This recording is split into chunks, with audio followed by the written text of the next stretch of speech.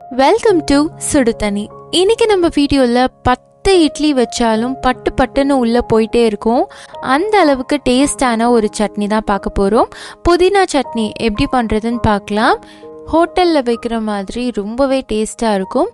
இதோட இன்க்ரீடியன்ஸை நான் டிஸ்கிரிப்ஷன் பாக்ஸில் கொடுக்குறேன். இப்போ வாங்க சேர்ந்து சமைக்கலாம். இதுக்கு ஒரு கடாயில் கொஞ்சமாக எண்ணெய் சேர்த்துருக்கேன். இதில் ஒரு பெரிய வெங்காயம் சேர்த்துக்கலாம். சேர்த்துட்டு நல்லா வதக்கிடுங்க.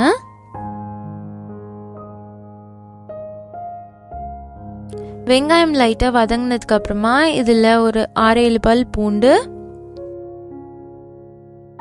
ஒரு சின்ன துண்டு இஞ்சி, 2-3 பச்சை மிளகாய் சேர்த்துக்கோங்க. காரத்துக்கு ஏற்ற மாதிரி நீங்கள் மிளகாய் சேர்த்துக்கோங்க. என்னோட மிளகாய் ரொம்ப காரமாக இருந்துச்சு, அதனால நான் 2 மட்டும் சேர்த்துருக்கேன். இது நல்லா வதக்கிடலாம். இப்போ பார்த்தீங்கன்னா வெங்காயம் நல்லா வதங்கிருச்சு. இப்போ இதில் ஒரு கையளவு புதினா இலை சேர்த்துக்கலாம். சேர்த்துட்டு அதையும் நல்லா வதக்கிடுங்க.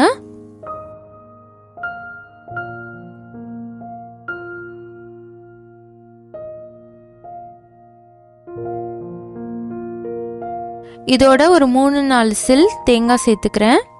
நீங்கள் துருவியும் சேர்க்கலாம், இல்லை இந்த மாதிரி குட்டி குட்டியாக கட் பண்ணியும் சேர்த்துக்கலாம். நம்ம கடைசியாக அதை அரைக்க தான் போகிறோம். தேங்காய் கொஞ்சம் கூட போயிடுச்சுன்னா உங்களுக்கு காரம் கம்மியாயிடும்.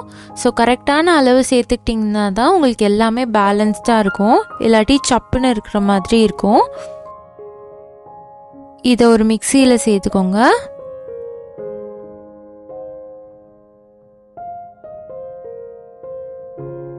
இப்போ இந்த எண்ணெயிலேயே நான் 1 டீஸ்பூன் உளுத்தம் பருப்பு, 1 டீஸ்பூன் கடலை பருப்பு சேர்த்துக்கிறேன். சேர்த்துட்டு அதையும் நல்லா வறுத்துக்கலாம். இதுக்கு ரொம்ப எண்ணெய் விடணும்னு இல்லை, லைட்டாக ட்ரை ஆகாமல் இருந்தாலே போதும். பார்த்தீங்கன்னா நல்லா செவந்து வந்துருச்சு. இது மாதிரி வந்தோடனே நம்ம எடுத்து அந்த மிக்சியிலே சேர்த்துக்கலாம்.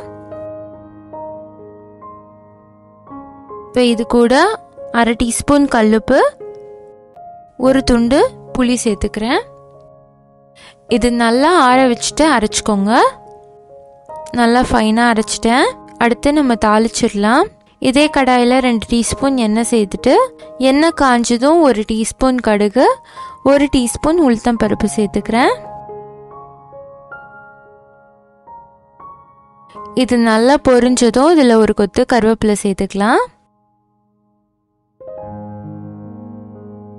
இப்போ நான் அரைச்சி வச்சிருக்க சட்னியை இதில் சேர்த்துக்கிறேன்.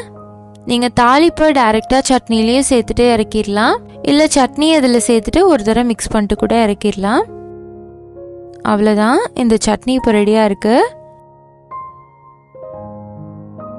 இட்லி தோசை பண்ணும்போது இந்த சட்னியை அரைச்சி வச்சிட்டிங்கன்னா நீங்கள் சுட்டுக்கிட்டே இருக்க வேண்டியதான். அவ்வளோ டேஸ்டான சட்னி, எந்திரிக்க மனசே வராது. ஒரு குண்டா இட்லி வச்சாலும் டக்கு டக்குன்னு காலி ஆகிடும். கண்டிப்பாக இந்த சூப்பரான புதினா சட்னியை நீங்களும் ட்ரை பண்ணி பார்த்துட்டு எப்படி இருந்துச்சுன்னு சொல்லி கமெண்ட் பண்ணுங்கள்.